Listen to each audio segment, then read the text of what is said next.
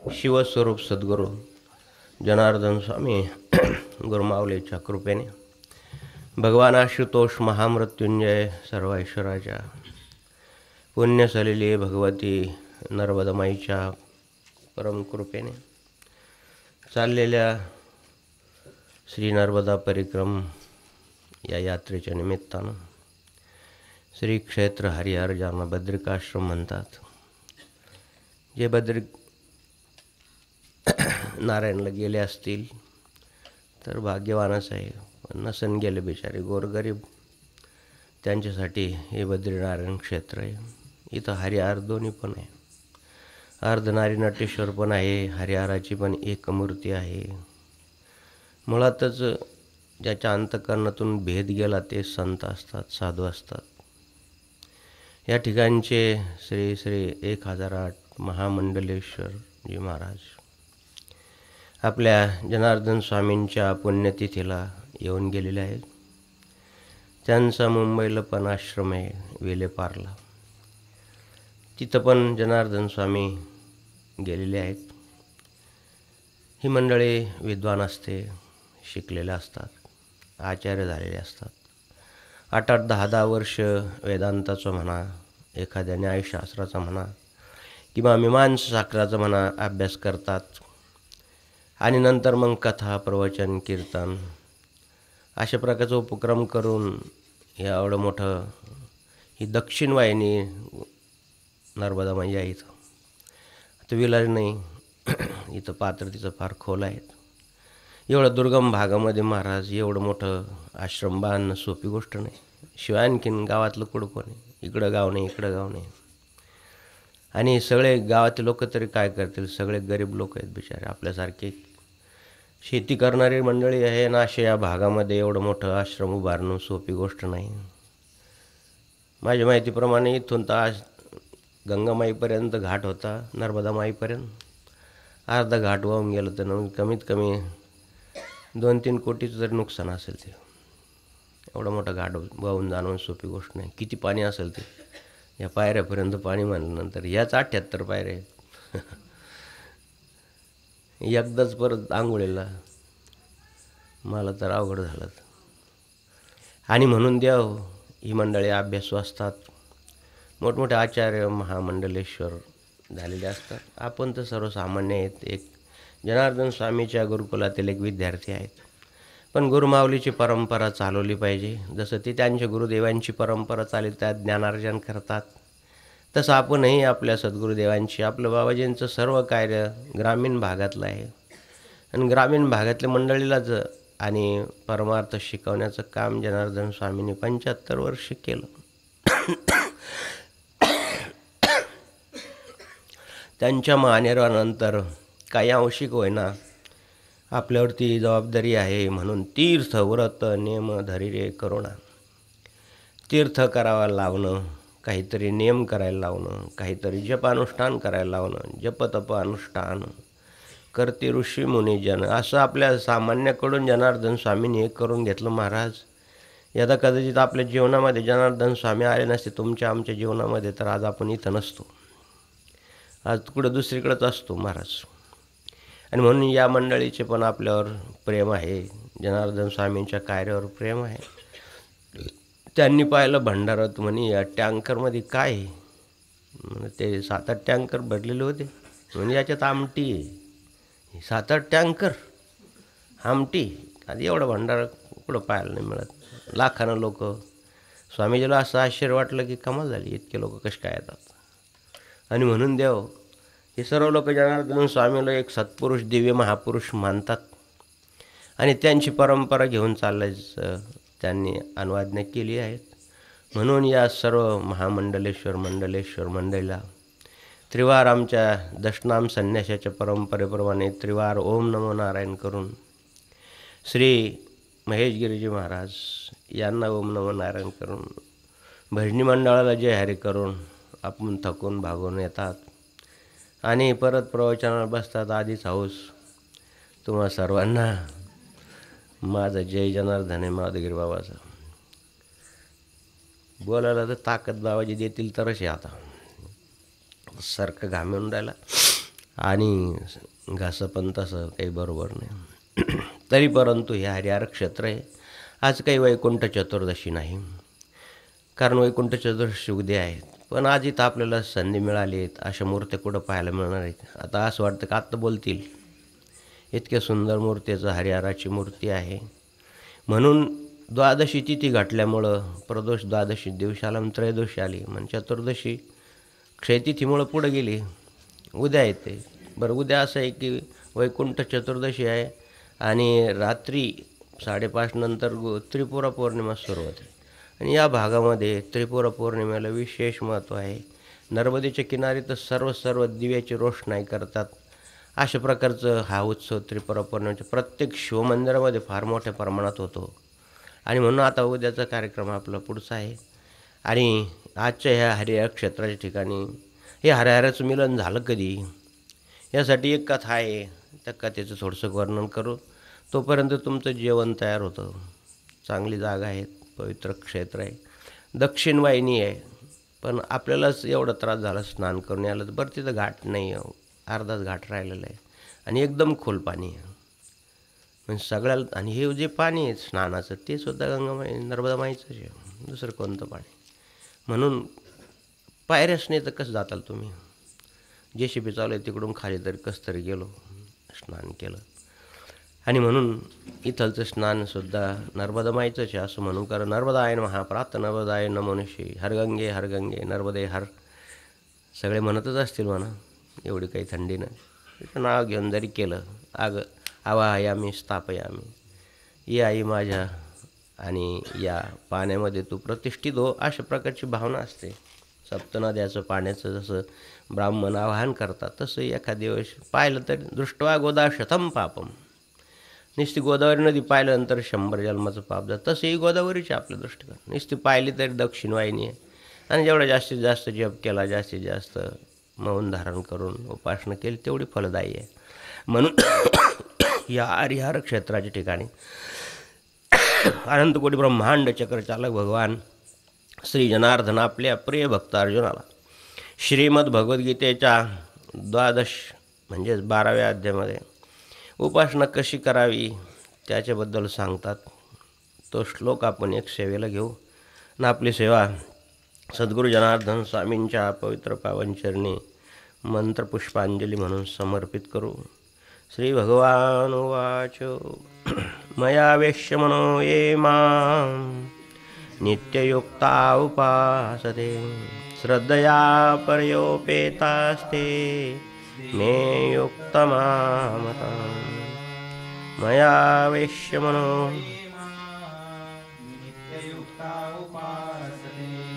श्रद्धया पर्योपेतास्ते मे युक्तमामता. माऊली सांगतायत, तरी अस्तुगिरीची या उपकंठी रिगालिया रविबिंबा पाठी जै रश्मी जैशे किरटी संचरती वर्षाकाळी सरितां जैशी चढो लागे पंडुसुतां तैसी निज नवी भजता श्रद्धा दिशे. तरी ठाकिलिया सागर जैसा मागितलिया यावा अनिवारू ये गंगेची ऐसा पडिभारू प्रेम भावे तैसे सर्वेंद्रिया सहित मज माझी सुनिचित जे राती दिवो न म्हणत उपासिते. बोल हरी बोल.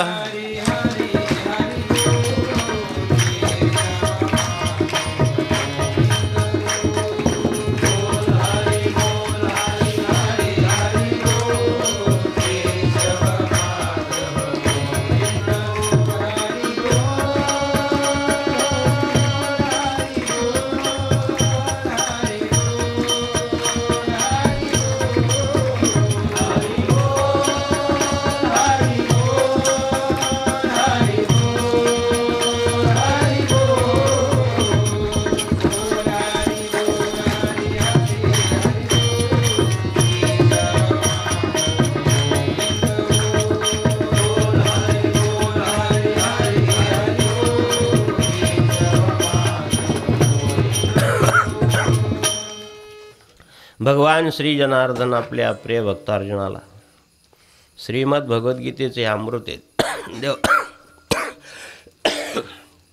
हे पोटात गेलं पाहिजे दररोज. एकदा सेविल्याने नव्हे समाधान, प्रतिदिन अन्न खावे लागेल. दररोज अन्नाची आवश्यकता आहे की नाही? कसं काय एक 14 दिवसाचं राशन एकदाच भरायचं? नाही, दररोज खावंच लागतं. एकदा दोनदा गाडीमध्ये तर किती वेळेचे देव जाणे. भूक लागते प्रवासात जास्त, आणि प्रवासात तर कमी खाल्लं पाहिजे. म्हणजे मी सांगतो म्हणून नाही, जास्त त्याच्या प्रकृतीनं खाल्लंच पाहिजे. आणि म्हणून तसं ज्या अन्नाची आवश्यकता या प्रकृतीसाठी आहे, तशाच प्रकारची काहीतरी चांगलं काय, वाईट काय, योग्य काय, अयोग्य काय, सत्य काय, असत्य काय, याचा निर्णय बी करता आला पाहिजे. नाहीतर अज्ञानाचंच राहून जर कसं जमेल? याचा निश्चित निर्णय करून देणारी बुद्धी म्हणजे विवेक. हे पण समजलं पाहिजे कोणतं व्रत केलं पाहिजे, कोणती उपासना केली पाहिजे, कोणत्या उपासनेनं काय होतं. आपण पाहिलं की यज्ञामाजी जप यज्ञोस्मी स्थावरनाम हिमालया. हिमालयासारखं जप साधन आहे जे आपण आता करत चाललो आहोत. प्रत्येक जणाच्या हातात माळ आहे, गोमुखी आहे. सगळेजण जप करतायत, याचं मोल होणार नाही महाराज. हे काय बाजारात मिळेल न मोले मिळे हाटी. हाटी म्हणजे बाजारात मिळणारं हे साधन नाही आहे. हे साधन संतांच्या बाजारपेठेत मिळतं. आपण म्हणतो ना, रामनाम भरली साखर. ही रामनामाची साखर तिथं संतांच्या बाजारपेठेतच मिळेल, दुसरीकडे नाही मिळणार. जणी म्हणे ही रामनामाची साखर जर तुम्हाला पाहिजे असेल तर तुम्हाला संतांच्या पेठेत जावं लागेल. मग तिथं सोनाराच्या पेठेत जाऊन जमणार नाही, कपड्याच्या पेठेत जाऊन जमणार नाही. ज्यांनी म्हणे साखर माझी घ्यावी हो 84ची.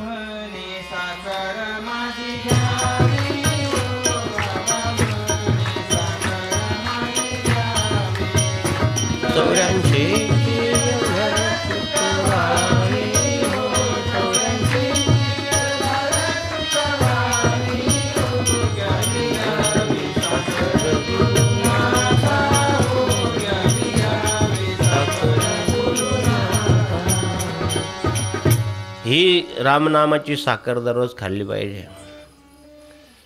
काही लोक एवढी खातात त्यांना मधुमेह होतो. मधु म्हणजे मध, गोड. ज्यांनी खूप खाल्ली ते संत झाले ना, ते गोडच लागतं ना सर्वांना. कोणता संत कडू लागला कोणाला? हां, विरोधी लोकांना कडू लागतात, तो भाग वेगळा. त्यांची वाचन साखरेपेक्षाही गोड, त्यांची दृष्टी साखरेपेक्षाही चांगली. आणि म्हणून देवाने सांगितलं या ठिकाणी की अशा प्रकारच्या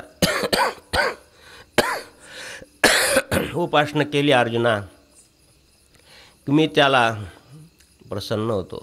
जसा सूर्यनारायण उगला की हळूहळू अंधार नाहीसा होतो, प्रकाश मिळतो. नदी सागराला मिळाली हळूहळू, उगमस्थानावर छोटी असते, सागराला ज्यावेळेस मिळते त्यावेळेस ती फार मोठी असते. जशी अस्तगिरीच्या उपकंठी रिगाल्या रविबिंबा पाठी. माऊली असं गोड वर्णन करतायत, अतिशय गोड आहे. ही सूर्यनारायण उगला की तमसोर्मा ज्योतिर्गमय मृत्युर्माम अमृतम गमय. जसं तो सूर्यनारायण तिमिराचं म्हणजेच अंधकाराचा नाश करतो, प्रकाश देतो, तशाच प्रकारचे सद्गुरुदेव भगवानसुद्धा आपल्यातला अंधकार काढून टाकतात आणि प्रकाश देतात. अज्ञान काढतात, ज्ञान देतात. हीच सद्गुरूची व्याख्या आहे, दुसरी कोणती व्याख्या? आपल्यासारख्या सर्वसामान्य मामासारख्याच्या अंतःकरणातून अंधार गेला पाहिजे. अंधार जाण्यासाठी उजेडाची आवश्यकता आहे. ज्या खोलीमध्ये 10 वर्षापासून बंद आहे, झाडलेलं नाही, जोडले नाही, अंधार आहे तिच्यामध्ये, कोणी सद्ग्रस्त आला, त्याने ती खोली झाडून झोडून साफसफाई केली, तिथं दिवा लावला, तर 10 वर्ष अंधार किती वेळात गेला? काही क्षणात. असंही 10 वर्षाचा अंधार एका क्षणात जाऊ शकतो. म्हणून असे दिव्य महापुरुष भेटले पाहिजे, ते आपला अंधार दूर करतील. आपण उगम स्थानावरून आलो तर आपल्यामध्ये काही समजत नाही. आपल्याला आईच्या गर्भातून आता कुठं काय कळतं? मग सांगितलं जातं की हे तुझे पप्पा आहे. आता पप्पा म्हणायला पाहिजे, कारण तुमची भाषेत ती आहे. खेड्यामध्ये चाललं पप्पा मम्मी सर, ही तुझी मम्मी आहे, ही तुझी ग्रँडफादर आहे वगैरे वगैरे. आता इंग्लिश मिडियमचे म्हणणं, ही तुझी आजी आहे, हे तुझा मामा आहे, हा तुझा काका आहे. पण त्याची भावना असते की नाही हे माझे वडीलच आहे. पण आताची मुलं फार चाणाक्ष निघली महाराज. आईवडील ते लग्नाचा अल्बम पाहत होते. पाहता पाहता ते आणि हे कोण आहे मम्मी? म्हणे हे मी आहे. आणि हे तुझे पप्पा आहे. मग हे जर माझे पप्पा आहेत मग आता ते टकलू कोण आहे घरातले? कारण ते लग्नाच्या वेळेस चांगले केस होते ना, आता ते उडवले. आता कोण उडवले त्याला काय सांगता? तर चायनाच उडवले असेल थोडे, दुसरं कोण उडवलं? आजकालची मुलं असे विचारतील, बुद्ध्यांक वाढलेले आहेत. आणि म्हणून देव की अशा प्रकारचा अज्ञानाचा भाग हा गेला पाहिजे, सज्ञान झालं पाहिजे. म्हणून जनार्दन स्वामींनी अनंत उपकार केला. आपण काय सांगू आता,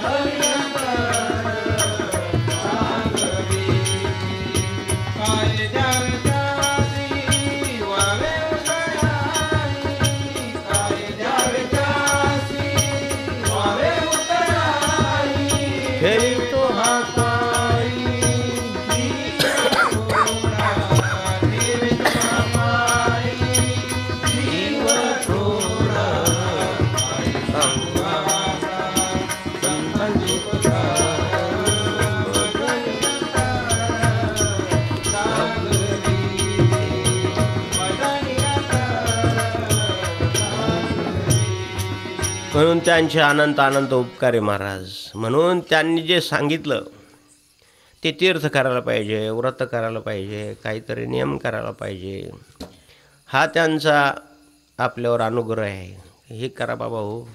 संसारातले जीव दुःखी असतात, अनेक प्रकारचं. 3 प्रकारच्या दुःखातून कोणीही मुक्त नाही. भौतिक दुःख आहे. आता आपण सर्दी खोकलावाला पाणी बदललं तर त्याच्यामुळं शरीराचा हा भौतिक भाग आहे. शरीराचा रोग, याच्यावर उपचार औषध वगैरे करावं लागतात. दुसरं मानसिक रोग आहे, सगळ्यालाच आहे. पशुपक्षीसुद्धा भांडतात की नाही? खरं सांगा तुम्ही. ते चिमणी भांडतात, पार ते एकमेकाचे पिसं तोडतात, हे करतात. काय कारण? काय भांडायचं काय कारण? म्हणजे काहीतरी त्यांच्या मनाच्या विरुद्ध झालं म्हणून ते भांडतात. पशुपक्षी भांडतात की नाही? जनावर पण भांडतात की नाही? पार शिंग तुटेपर्यंत टक्कर करतात की नाही? म्हणजे याचा अर्थ असं काहीतरी त्यांच्या मनाच्या विरुद्ध झालं आहे. असं काही एकदा या चिमणीनं माझा बांध कोरला, हिनं माझी कपाशीची बिटी चोरली, असं काही नाही ना. पण काही ना काही आहेत, म्हणजे मानसिक रोग आहेत. दुसरा जो भाग आहे भौतिक, आधी भौतिक आणि आध्यात्मिक.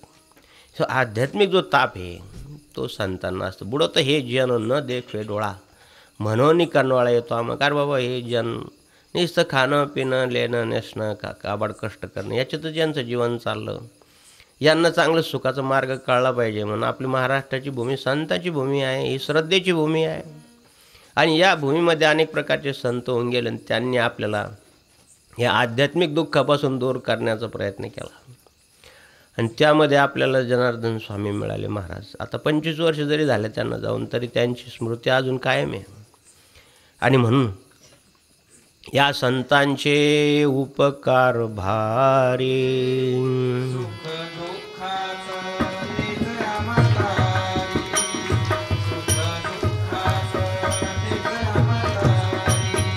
या संतांचे उपकार भारी, या संतांचे उपकार भारी. दुःखात तेच अमकारी, सुख दुःखात. हो, आपल्याला दुःखातून तारण्यासाठीच हा भाव आहे. जरी तुम्हाला आता शारीरिक त्रास आहे, मनाचं तर काही भानगडच नाही. ठीक आहे, इकडं सरक तिकडं सरक, हा थोडंसं काय. पण खरं जे दुःख आहे आमच्या लोकांना, की बा यांना कळायला पाहिजे काय आहे सद्गुरू जनार्दन स्वामी, काय आहे भक्ती, काय आहे देवाची उपासना, काय आहे.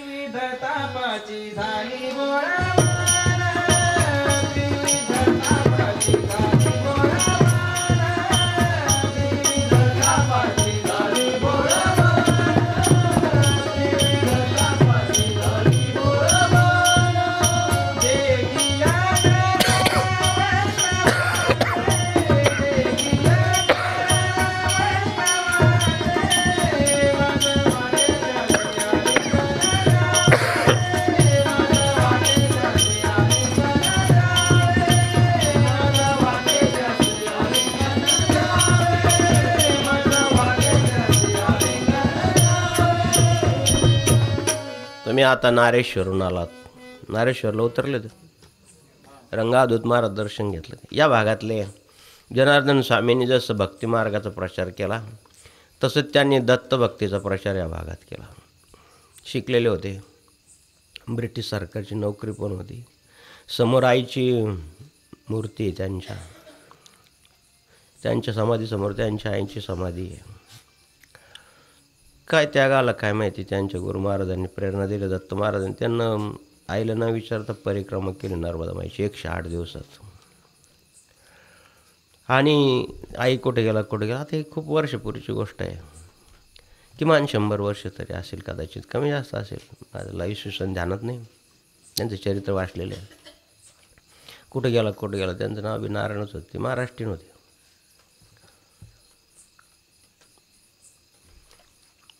सात 108 दिवसानंतर भेटले आईला. कुठे गेला होता बाबा? रंगनाथ नाव होतं त्यांचं. म्हणजे आई नर्मदा परिक्रमा. मग मला विचारून का गेला नाही? म्हणजे तुला विचारलं असतं तू नाही म्हणली असती. मला गुरुदेवानं सांगितलं. अरे गुरुदेवानं सांगितलं तरी आईची आज्ञा घेतली पाहिजे. तो गुरुदेव तुला प्रत्यक्ष इथं भेटल, कर अनुष्ठान इथं. त्यावेळेस ते लिंबाचे झाडं नेमके लावलेले होते, आता मोठे झाले. त्या लिंबाच्या जागी ज्या समाधी तिथंच त्यांनी अनुष्ठान केलं. प्रत्यक्ष नागेश्वर येऊन तुला दर्शन देतील. तू काय समजतो? उपासना कर, अनुष्ठान कर. आणि म्हणून त्यांनी अनुष्ठान केलं. महाराज सर्व झाडाच्या फांद्या अशा खाली झाल्या, लिंबाच्या फांद्यासुद्धा खाली आहे तिथं, पिंपळाच्या फांद्यासुद्धा खाली आहे, पारंब्यासारख्या वरणी अशा एवढी लेण्यात आली. प्रत्यक्ष नागेश्वर दत्त महाराजाच्या रूपानं तिथं आहे. बाजूला जी मूर्ती आहे नागेश्वराची, तिथं खोदून काढलेलं ते शिवलिंग. आणि मग सांगितलं की आता म्हणजे आता तुझा जीव आहे तोपर्यंत तुझी सेवा करणार आणि दत्त महाराजाची सेवा करणार, तोपर्यंत कुठं जाणार नाही. मग आईचा जीव होता तोपर्यंत तिथं राहिले महाराज. आणि नंतर मग त्यांनी परिक्रमा केली. ती परिक्रमा केली तर अंगावर काटा येतो, फक्त गूळ खाऊन. तहान लागली तर गुळाचं पाणी प्यायचं, नर्मदा माईचं गुळ टाकून. भूक लागली तर थोडा गुळ खायचा. आणि अशी नाही पायी चाललं नाही, म्हणजे असं साष्टांग लोटंगण घालायचं, दोन्ही हात पुढं करायचे. जिथं दोन्ही हात आले का तिथं नारळ असायचं हातामध्ये, ते नारळ ठेवायचं, 2 पावलं तिथं जायचं आणि तिथून परत दंडवत घालायचं. दंडवत घालत आपल्या महाराष्ट्रात असे एक संत होऊन गेले जे काय कडी महाराज. नाशिकपासून तर पंढरपूरपर्यंत त्यांनी लोटांगण घालून घेतले. लोटांगण घालीत त्यांनी वारी केली. काही कडे समाजाचे होते, कोणी त्यांना शिवत नव्हतं, काही नव्हतं. अतिशय समाज त्यांना फार उपेक्षित करत होता. आम्हाला पांडुरंगाची भक्ती कशी कळावी ते मनमाडचे होते. नाशिकपासून तर पंढरपूरपर्यंत लोटांगण असं.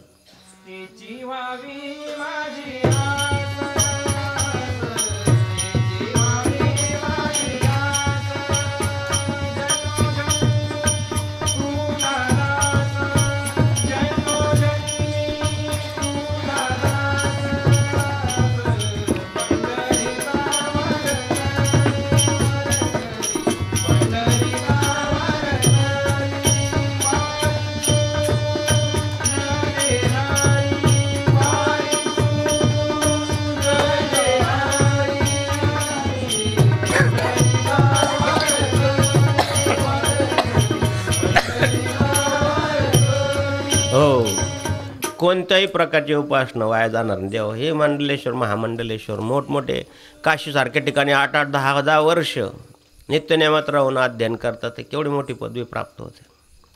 आपल्याही परिवारामध्ये 4 मंडलेश्वर झाले नाही. परमपूज्य 1008 शांतिगिरीजी महाराज, परमपूज्य 1008 परमानंदगिरी महाराज, परमपूज्य 1008 गोपालगिरी महाराज, परमपूज्य 1008 शाहूगिरी महाराज.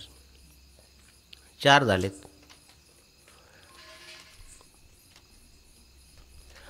आणि म्हणून ही सुद्धा उपासनाच आहे. लोटांगण घालत गेले दोघंही निरक्षर भाऊ, कोंडाजी काका. त्या मंदिराचे तुम्ही जर पाहिले असेल ती सहस्रनाम झोपडी आहे. म्हणजे सहस्रकोटी नाम जप केला त्यानं तिथपर्यंत जाऊस तर. सहस्र कोटी 1000 कोटी नाम जप केला लोटांगण घालीत. तुला लिहिणं वाचतं कोणालाच काही येत नव्हतं. म्हणजे तिथं गेल्यानंतर आपल्याला आश्रम बांधायचं जाग घेतली, त्याला सहस्रनाम झोपडी नाव दिलं. पाहिलं की तुम्ही पार इंदिरा गांधीपर्यंतची मूर्ती तिथं सांगतात बरं, सगळ्या देवाची मूर्ती. त्या मंदिरात तुम्ही तिथं जाऊन विचारा, माधवगिरी महाराज खोटं बोलतात की खरं बोलतात. त्या मंदिराचं प्लॅन काढलेलं नाही. त्या मंदिराची उभारणा त्यांचे भाऊ कोंडाजी काका यांनी केली. त्यांची पुतणी आता आहे रामदास महाराज, ते पण आश्रमातून वारी काढायचे, आता नाही काढत. त्यांनी ह्या गोष्टी प्रत्यक्ष पाहिलेल्या आहेत. ते काईकडे बाबाचे नातू आहेत रामदास महाराज, कोंडाजी काकाचे मुलगा. सांगायचं लक्षात हेतू घ्या की द्या हो, असे कोणत्याही प्रकारची उपासना केली तर असं आगटीत घडून जातं माणसाच्या हातून. म्हणून उपासनेला देव फलद्रूप होतो ना. उपासनेला दृढ चालवावे, भूदेव संताशी सदा नमावे, सत्कर्मयोगी वय घालवावे, सर्वामुखी मंगल बोलवावे. ही उपासना आहे. दररोज जी करतो आपण ती उपासना फलद्रूप होणार, ती काही व्यर्थ जाणार नाही. नाम जपता वाया गेलं आयसं कोणी ऐकेला, नाम जपता वाया जाईल असं कोणी होणारच नाही महाराज. आणि म्हणून देव ही जी पदवी प्राप्त होते संतांची म्हणा, महामंडलेश्वरांची म्हणा, यांनी केलेला अभ्यास म्हणजे ते आपल्या भाषेमध्ये, भक्तिमार्गाच्या भाषेमध्ये ही सुद्धा उपासनाच आहे. उपवासना म्हणजे भगवंताजवळ स्थिर राहणं. अशा प्रकारची उपासना ही मंडळी करतात तर मोठमोठे पदस्थ होतात. अशा प्रकारची भगवान नारायणाने उपासना केली, भगवान शंकराची. अनेक प्रकारचे शस्त्रास्त्र लागतील. या असुर लोक मातले, त्यांना मारायचं आहे, तर हे सर्व शस्त्रास्त्र भगवान शंकराच्या कृपेनं प्राप्त होतील. म्हणून पाशुपत वगैरे अस्त्र म्हणा, ब्रह्मास्त्र म्हणा, वेगवेगळ्या प्रकारच्या अस्त्राचं वर्णन शास्त्रामध्ये आहे किंवा पुराणामध्ये आहे. ते प्राप्त होण्यासाठी भगवान नारायणाने भगवान शंकराची उपासना करायची. दररोज 1000 कमळ आणायचे.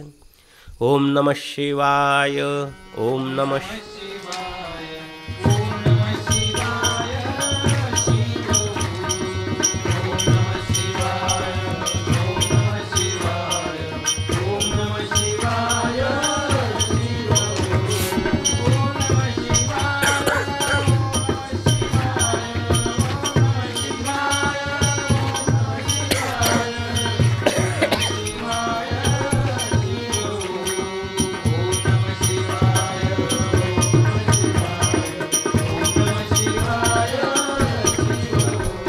उपासना केली की देव आपाप उपास्य देवात आपाप प्रत्यक्ष भेटतो. गोळ पाण्यावर त्यांनी जशी परिक्रमा केली ती एका ठिकाणी, आता पोटात काय नसल्यामुळे चक्कर येऊन पडले. तास झाला, 2 तास झाले, रखरखीत ऊन, पाणी नाही, काही नाही, व्याकुळ झालेत, बेशुद्ध पडले. प्रत्यक्ष नर्मदा माई आली गोळ पाणी घेऊन. बेटा घे गोळ पाणी, इतकी कडक उपासना नका करू, काहीतरी खा, एवढी कडक कशाला करतो, तू कोण आहेस, डोळे कुठं उघडता, प्रकृती महाराज, तिला तर दिलंच पाहिजे खायला, ते शिवाय काय चालेल, तिला इंधन दे, इंधन केल्याशिवाय काय आधी चालेल का. अरे बाबा अशा प्रकारचं नाही. युक्त आहार विहारस्य युक्त रसष्ट कर्मसु युक्त स्वप्नाबोधस्य योगो भवती दुःखा. दुःखाचा नाश करायचा असेल बेटा तर प्रमाणात खाल्लं पाहिजे, प्रमाणात फिरलं पाहिजे. प्रत्यक्ष नर्मदा माईचं दर्शन झाल्यानंतर आणि मग त्यांनी ती परिक्रमा पूर्ण केली महाराज. प्रत्यक्ष दत्त महाराज दर्शन झालं आणि 52 अध्याय गुरुचरित्राचे, तर त्यांनी एका अध्यायाची एक ओवी तयार केली, त्याला दत्तबावनी म्हणतात. या गुजरात क्षेत्रामध्ये बहुतांशी मंडळीचे मायबहिणीचे, जसं आपल्याकडे हरिपाठ आहे तसं इकडं दत्त संप्रदायामध्ये ही दत्तबावनी बहुतांशी प्रत्येकाच्या घरामध्ये संध्याकाळी सकाळी म्हणले तर सगळं परिवार दत्तबावनीचं पाठ करतात. आणि अनेक प्रकारची दिव्य अनुभूती पण त्या मंडळीला आहे. आपले जयेश भाई त्या संस्थेचे ट्रस्टी आहे, सगळ्याच्या घरात तुम्हाला ती दत्तभावनी संध्याकाळच्या वेळेस पाहायला मिळते. अशा प्रकारची देव उपासना या मंडळींनी केली द्यावं तर त्यांना संतत्व प्राप्त झालं. ईश्वर त्यांचे जनार्दन स्वामींनी काय केलं, 16 वर्षे कठोर तपश्चर्या केली, प्रत्यक्ष भगवान शंकर पार्वतीचं दर्शन झालं. आता हा कथाकथित बुद्धिवादी लोकांना न पटणारा विषय आहे. पण बुद्धिवादी लोकांचा आपलं काही संबंध नाही. आपण श्रद्धेच्या प्रांतात राहणारी मंडळी आहोत, अतिशय प्रेमाच्या पात्रातून राहणारी मंडळी आहोत. आपण संताला देव मानतो. देव तेच संत, संत तेची देव निमित्त्या त्या प्रतिमा. आपल्या महाराष्ट्रीयन संतांनी सांगितलं की संतामध्ये देवत्व आहे.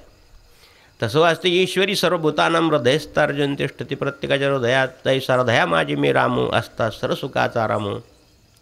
ते भ्रांताशी कामं विषयावर सगळ्याच्या अंतःकरणात तोच बसलेला आहे. पण विशेषत्वाने त्या परमेश्वराचे काही गुण ज्या महापुरुषामध्ये विशेषत्वाने पाहायला मिळतात त्याला आपण संत म्हणत नाही, देवच म्हणतो.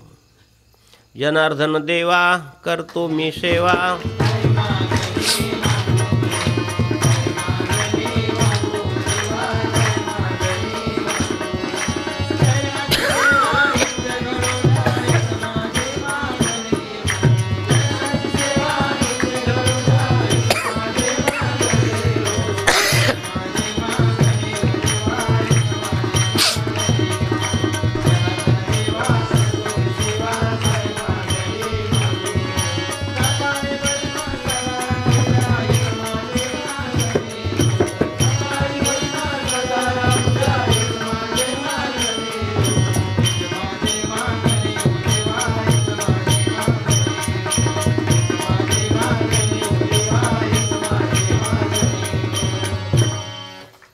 आपण काय मागून तर आपल्याला जनार्दन स्वामी देव वाटतात आहेच, मुळात प्रश्नच नाही. आपली श्रद्धेची भूमी आहे, म्हणून त्या श्रद्धेच्या भूमीतून आपण आलो आहोत. हे हरिहर क्षेत्र आहे. भगवान नारायणाने नियम केला की भगवान शंकराचं दर्शन होत तर दररोज 1000 कमळ देवाला व्हायचे. ओम नमः शिवाय, ओम नमः शिवाय. 4 महिने झालेत. एक दिवस भगवान शंकराने त्याच्यातलं एक कमळ बाजूला काढून ठेवलं गुप्त रूपानं. 9999 999च कशी काय भरले? 1000 दररोज व्हायचे, एक कमी पडलं आणि पूजेतून उठायचं नाही. ओम मृत्युंजय रुद्राय नीलकंठाय श्यामाय उकाळला का अमृतेश आणा लवकर माल जायचं कामाला. तर तोच जातो स्वयंपाक घरात आणि चहा उकळून घेतो बिचारा. विधी म्हणतो काही गोय ना पोटभर सारा पण एकादशी करा.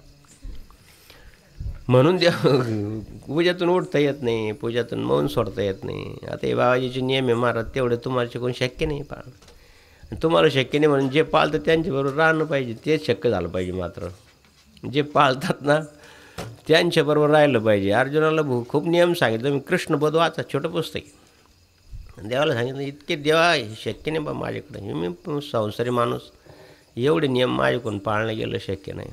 काहीतरी उपाय सांगा याच्यावर. खूप माहिती मागं लागल्यानंतर सांगितलं. श्रीकृष्ण परमात्म्याने सांगितलं की अरे बाबा हे जे पाळतात नाही एवढे नियम किमान त्यांच्या संगतीत राह, बाकी काही नाही करू. मग जे पाळतात त्यांच्या संगतीत राहिलं पाहिजे ना. मग आपापच सवय लागते माणसाला. जनार्दन स्वामीच्या सानिध्यात राहिलो तर आपापच उपासनेची सवय लागली ना. नाही तर काय माहिती होतं संध्या काय म्हणतात, त्रिकाल काय म्हणतात, त्रिकाल पूजा काय आणि काही काय, गायत्री काय नाही, काय काहीच माहीत नव्हतं. पण त्यांच्या संगतीत राहून राहून तर त्यांचे संस्कार लागले. किती भिंगुरटी ध्याने हो.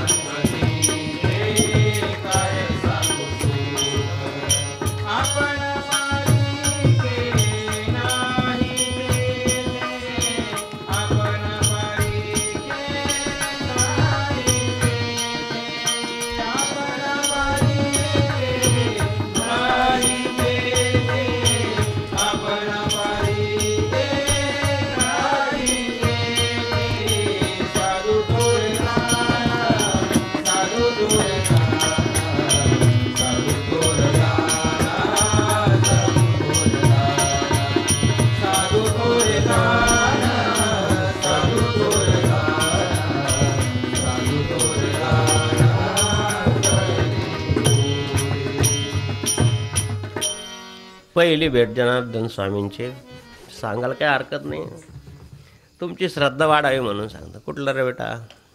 बाबाजींच्या मंदिराच्या मागच्या बाजूला, त्यावेळेस काही मंदिराचं काम नुसतं पाया खणला होता. पहिलीच भेट झाली, नेमकं 7वी पास झालं होतं, बोर्डाची परीक्षा होती. एक विद्यार्थी होता, आपला मित्र होता, त्याचं अर्ध डोकं दुखायचं सारखं. कोणतरी बाबा आला आहे, त्याला पाय नाही, तो विभूती देतो तर डोकं बरं होतं, दुखणं बरं होतं. त्याच्याबरोबर गेलो आम्ही. कुठले पोरं हो तुम्ही? अमुक गावाचे. थोडं काम करा, श्रमदान करा. बरं, श्रमदान करायला सुरुवात झाली तर रात्री 9 वाजली. म्हणलं पुढचा कार्यक्रम काय? सगळ्याचा आता नाश्ता काय केला आणि त्याच्याकडे लक्ष, तसं आमचं जेवायची काय सोय आहे? भूका लागली पोरं तुम्हाला? आता कोण म्हणून भूका लागली? आणि म्हणून खरंच ना बाबाची भूक लागली. चला चला घ्या, आटपा एकदम, चला आटपा, जेवून घ्या म्हणे. भंडारगात गेलं तर बाबाजी भाकर खापा. सुट्टी कधी राहत तुम्हाला? शनिवार रविवार. येत जा शनिवार रविवारी. तुझं नाव काय? याचं नाव काय? याचं नाव विचारलं. दुसऱ्या वेळेस बरोबर नावं नाका मारली महाराज. कामा करणाऱ्या माणसावर बाबाजी विशेष ध्यान द्यायचे. बाबाजी प्रवचनं सांगायचे, माझ्याकडे कामाची पाटीलकी हो, काम करण्याची पाटीलकी माझ्याकडं. अशी गोडी लागली महाराज. शनिवार रविवार. मग आता कुठं शिकायला जाणार? 7वी पास झाल्यावर. 7वी पास बोर्डाची परीक्षा होती त्यावेळेला. जिथं सोय असेल तिथं. गरिबी पोराव तुम्ही, इथं तर सोय करायची पोरांची राहण्याची, पण आता इथं तर फक्त एक झोपडी आहे बाबाजींची. पोरांची सोय करायची, इथं राहायची, पण तुमची तर शाळा उडन तोपर्यंत. आणि बाबाजी दुसऱ्या वेळेस विचारून यावं नाही घरी, इथं राहताल करा आश्रमात, आपण खोळ्या बांधू तुमच्या घरात. आज दुसऱ्या वेळेस विचारलं, का रे येता का इथं राहायला? तर तो आपला मित्र होतो आणि मी येतो बाबाजी, पण याची आई नाही म्हणते, कारण येरोळे भूताचं गाव आहे म्हणे, फार भूत आहे तिथं. आता खेड्यातल्या लोकांचं समज आहे, आणि शिवाय ते जुनं गाव आहे खरं ते, आणि तिथं खूप इंगळ्या आणि साप होते पुरे. असं गावातलं एक तेली समाजाचा माणूस होतो, वेरोळा गेला कशाला तरी, आणि त्याला साप चावला तर तिथं गेला तो. त्याच्यामुळे भीती झाली की तिथं जुनं गाव आहे, तिथं साप निघता. आता खेड्यात काय एवढं असलं तरी पुष्कळ, एवढं भांडवल तेव्हाच लागतं, तेव्हाच. नाही तुझी आई नाही म्हणते ना, मग नंतर पुढं पाहू. नंतर मग मला हे म्हणायचं द्यावं की अशा प्रकारची गोडी लागली पाहिजे, अशा प्रकारचा छंद लागला पाहिजे ना, आपापच मग सर्व काही होतं. त्यांच्या संगतीत लागलं ना तर मग आपापच सुखाची गोडी लागते. संत संगतीत सुखाची गोडीला आपाप लागते. आणि म्हणून नारायणाने उपासना केली, नित्य उपासना. ती एक फूल कमी भरलं, आता उठायचं नाही, काय करायचं? मग खच दिवशी आपला डोळा काढला. शांताकारं भुजगशयनं पद्मनाभं सुरेशं विश्वात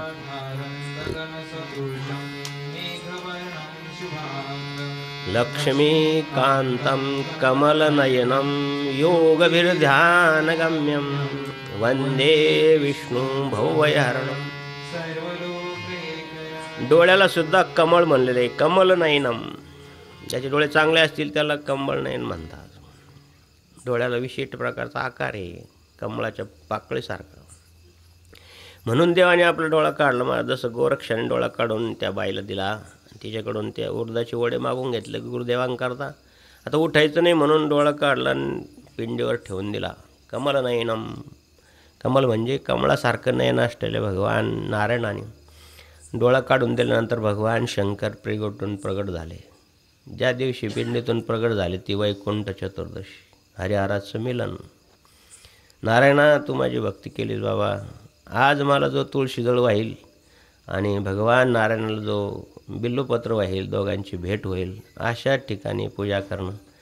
अशी जो पूजा करील, या पूजेचं जो वर्णन करील, त्याला मी पुण्याचा अंश देईल, त्याला पुण्य घडेल, असं पुराणामध्ये कथा आहे.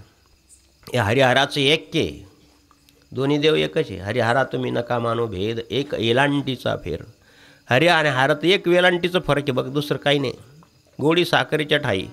साखरेपासून गोडी वेगळी करता येईल का? नाही, मला आता मधुमेह आहे, साखर खायची पण गोड नाही.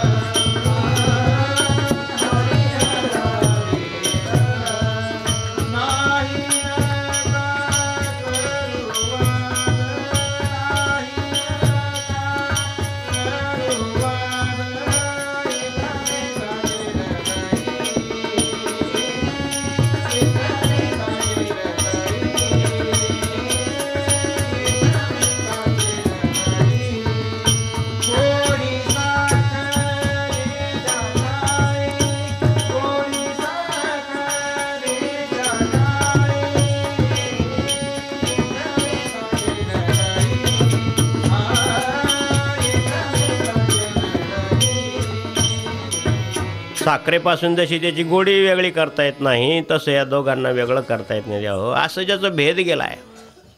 आता नाही राहिलं, पण पूर्वी असं होतं की ते दक्षिण भारतामध्ये शिवभक्त असे आडवे सारायचे, वैष्णव भक्त असे सारायचे. असं सारलं तर वैष्णव ते शिवाचं गंध होईल. कपडे शिवायला जायचे असेल तर ते विष्णू कांचीचे लोक म्हणतात कपडे वैष्णवाला जायचे, कारण शिवायला जायचे त्याच्यामध्ये शिव शब्द आहे ना. आणि इकडचे लोक कपडे वैष्णवाला जायचे म्हणतात, शिवायला जायचे नाही म्हणत. बाईला शिवायचं नाही असं म्हणत नाही, बाईला शिवायचं तिथं हे होऊन जाईल, शिवाचं नाव येईल, बाईला वैष्णवाचं नाही. असं भेद नाही राहिला. आता ज्ञानाचा प्रचार चौकड झाला. तरी पण काहीतरी आहेच, जुने लोक मानतातच, पण ते मान्य बरोबर नाही. आणि म्हणून देवांची भेट झाली दोघांची. हरिहरा तुम्ही, या केशवा या माधवा.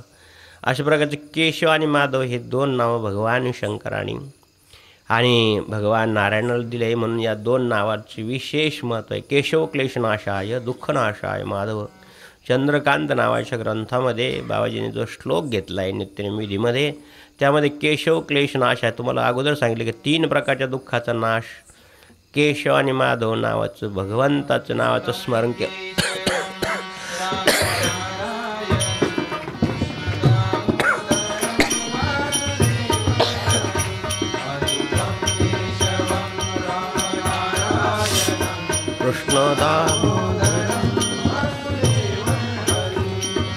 या 2 नावाने भगवान शंकरांनी नारायणाला आणि अभिप्राय केले आहेत, बोलवलेले आहेत. म्हणून हे 2 नावं भगवंताला फार आवडतात. केशव क्लेशनाशाय दुःखनाशाय माधव. 3 प्रकारचे क्लेश आहे आणि 3च प्रकारचं दुःख आहे. हे नारायणा, तुझं जे स्मरण करतील या 2 नावाचं त्याला क्लेश येणार नाही, त्याच्यामध्ये दुःख राहणार नाही. अशा प्रकारचं जे हरिहराचं ऐक्य आहे ते तो रात्री 12ला असते ती पूजा. रात्री 12 वाजता भगवान शंकराला तुळशी दळ वाहतात आणि रात्री 12 वाजता भगवान नारायणाला बिल्व दळ वाहतात. ही दोघांची भेट होते. कर्मधर्म संयोगानं दोन्ही मूर्ती एकाच मंदिरात एकाच ठिकाणी आहे. शेजारी अर्धनारी नटेश्वर आहे, माग शिवाचा अर्ध भाग आहे, तर भगवान नारायणाचा अर्ध भाग आहे, पुढं शिवलिंग आहे. अशा प्रकारची बद्रिकाश्रम क्षेत्र आहे. बद्रीनारायणाला सुद्धा काय, बद्रीनारायणच्या मूर्तीसुद्धा याच्या आहे, पारिसाच्या आहे असं म्हणतात. म्हणून त्या मूर्तीला स्पर्श करत नाही. असं बद्री पंचायतन आहे, तशा प्रकारची इथं बद्री पंचायतन आहे. भगवान गणेश आहे, भगवान महावीर हनुमान आहे, भगवान श्री अर्धनारी नटेश्वर आहे, हरिहर आहे, भगवान शिवाय असं. आणि डोंगरातच आहे, किती चढून वर यावं लागतं, पायऱ्या चढून, हिमालयात चालू असल्यासारखं होतं. अशा प्रकारचं या बद्रिक आश्रममध्ये आपल्याला हरिहराचं ऐक्य पाहायला मिळेल. त्या हरिहराची पूजा नमस्कार करून आजच्या कार्यक्रमाची आपण सांगता करू. या नंतरचा पुढचा भाग, पुढच्या तयारी सकाळी लवकर जायचं आहे, कारण असे मुक्काम वाढले तर मग तीर्थयात्रा वाढेल. 150 किलोमीटर चालून कसं जमणार आहे आपल्याला, 18 दिवसात संपायचं आहे. तरी परंतु जे आता चांगले चांगले क्षेत्र आहेत, कुबेर क्षेत्र आहेत, पाहिले पाहिजे. गोरगरीब लोक कधी येतील परत, म्हणून थोडा त्रास होईल, होऊ द्या. परत 15 दिवस 18 तारखेपर्यंत आपल्याला वेगवेगळ्या क्षेत्रावर वेगवेगळ्या ठिकाणी जिथं संधी मिळेल त्या ठिकाणी, जिथं सगळी व्यवस्था होईल त्या ठिकाणी आपण त्या स्थानाचं महत्त्व सांगण्याचा प्रयत्न करू. उद्या लवकर निघून आपल्याला आणि पार महेश्वराच्या अलीकडं दत्तक्षेत्र आहे, महाराष्ट्रातले संत आहेत. ती मूर्ती आश्रमातून गेलेली आहे, पुण्यावरून आश्रमातून त्याची पूजा करून. एकमुखी दत्त आहे, भगवती गाईची मूर्ती माग आहे. ती दत्तभक्त आहेत. अखंड गुरुचरित्र पारायण त्या ठिकाणी मोठा असा आश्रम त्यांनी बांधलेला आहे. तिथं नर्मदामाई सहस्रधारण आहे, म्हणजे असे शांत आहे. तुम्ही कितीही वेळेस आंघोळ करू शकता तिथं. आणि तिथं आपल्याला जमलंच तर सगळ्या मिळून स्नान करायची, तर झालं व्यवस्था तर तशी करू. आणि इथं मात्र दक्षिण वाहिनी खूप महत्त्व आहे. दक्षिण वाहिनीलासुद्धा जसं उत्तर वाहिनीला महत्त्व आहे तसं दक्षिण वाहिनीला महत्त्व आहे. आणि तर मंत्र सिद्ध होतात. म्हणून आता सगळेच लोक पारमार्थिक थोडे असतात. नर्मदेच्या काठी असे सिद्ध लोक, एक कालभैरवाचं साधनं करणारे मंडळीसुद्धा अशा दक्षिण वाहिनीच्या तीरावर बसून साधना करतात. आता माईला सगळेच सारखे असतात, तिला काय, त्यालाही त्यांचे ज्याच्याप्रमाणे जशी भूक असली त्याला जे आवडतं ते दे, आई देते. नाही मला कढी भात नाही आवडत, मला खीर भात आवडतं, घे बाबा खीर भात. काही म्हणतो आम्हाला कढी भात आवडतो, मग घे बघ कढी भात. असे मंत्रतंत्राचे उपदेश करणारे किंवा मंत्रतंत्र करणारे कढी भातासारखं आहे करतात. आणि लोकांच्या दृष्टिकोनातून मग महत्त्व वाढतं, अमुक साधू असे तसे वगैरे यासाठी पण असे करतात. त्यासाठी दक्षिण वाहिनी नदीचं तीर महत्त्वाचं मानलं जातो. उत्तर वाहिनी तीर असं दिव्य मंत्राचं साधनेकरता वापरलं जातो. ही पण साधनेसाठीच वापरले जातात. अशा प्रकारची पूर्व दक्षिण वाहिनी आहे. 4 किलोमीटरवरती स्थिर आहे. तिथं मोठं घाट आहे, पण तिथं आपल्याला जाणं शक्य नाही. पुढच्या सहस्त्रधारा तीर्थावर पाहू. आजची सेवा या ठिकाणी संपून आता सर्वांनी जेवणाची व्यवस्था केलेली आहे. ते जेवण करून सकाळी लवकर निघण्याचा प्रयत्न करू. आम्ही येतोय मागून पूजापाठ झाल्यानंतर. नारायण नारायण ओम सत्यनारायण.